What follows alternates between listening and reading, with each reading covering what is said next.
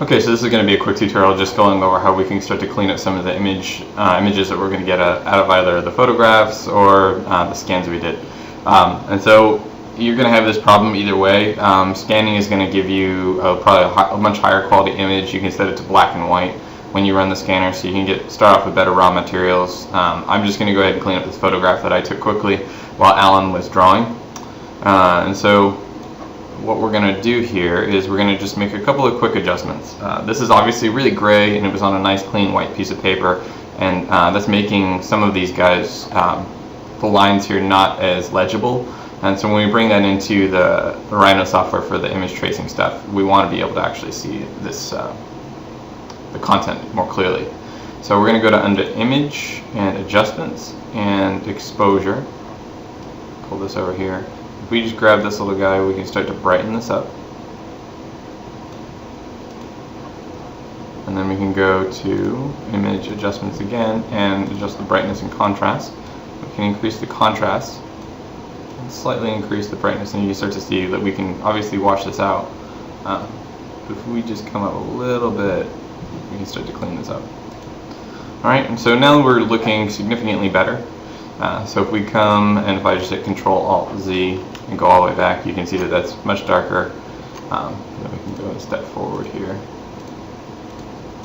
Okay, so now we're starting to get this cleaned up. I'm going to use the wand tool. The wand tool works, we can start to select this white area, and if you uncheck contiguous space, it'll select all of that that's within the tolerance here. I'm going to go ahead and adjust. The tolerance should start at 32, and so we can go ahead and select this. And we can, we need a new layer here. Take this, create a new layer underneath it. Let's do this here. Control D to deselect. We're going to hit Control A to select all, Control C to copy that, Control V to paste it.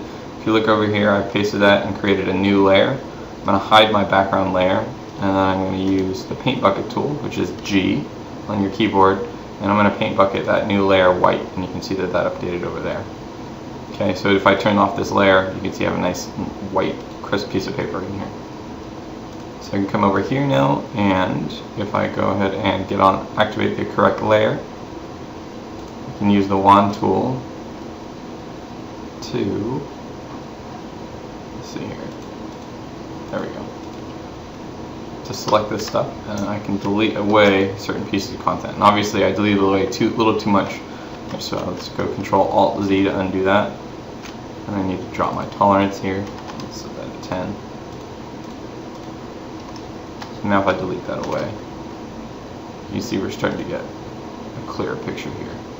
I'm going to again drop this down to 5.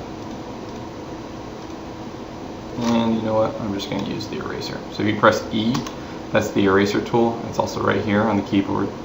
And we can increase the size. So if you watch the tutorial where I went through how the Photoshop is laid out, we can start to adjust that. I'm just going to go ahead and just erase these guys that we don't need.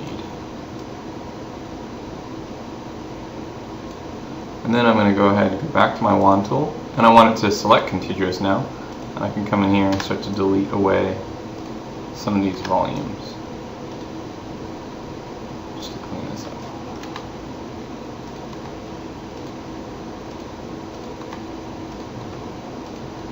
This will give me a little bit cleaner aesthetic when we're going through and actually starting to clean this up when we get into, or sorry, when we start to draw lines in Rhino here.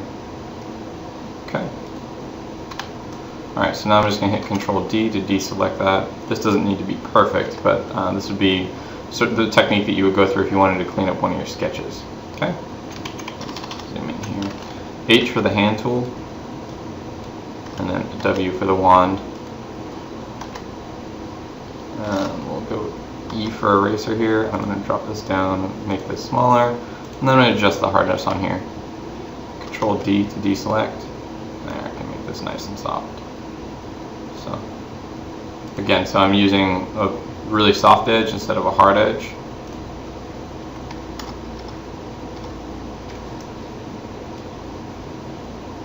So I can start to clean this up and get a nice fade. We got stuff over here that we don't need. Maybe some stuff over here as well. Alright, and so that's our cleaned up image. So now if we go Control Shift S to save as, I'm just going to go ahead and let's go into my documents here and put this in our 320 folder.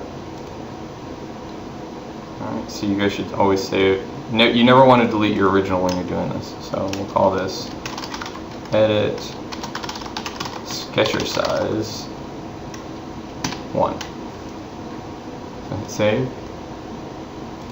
Hit OK.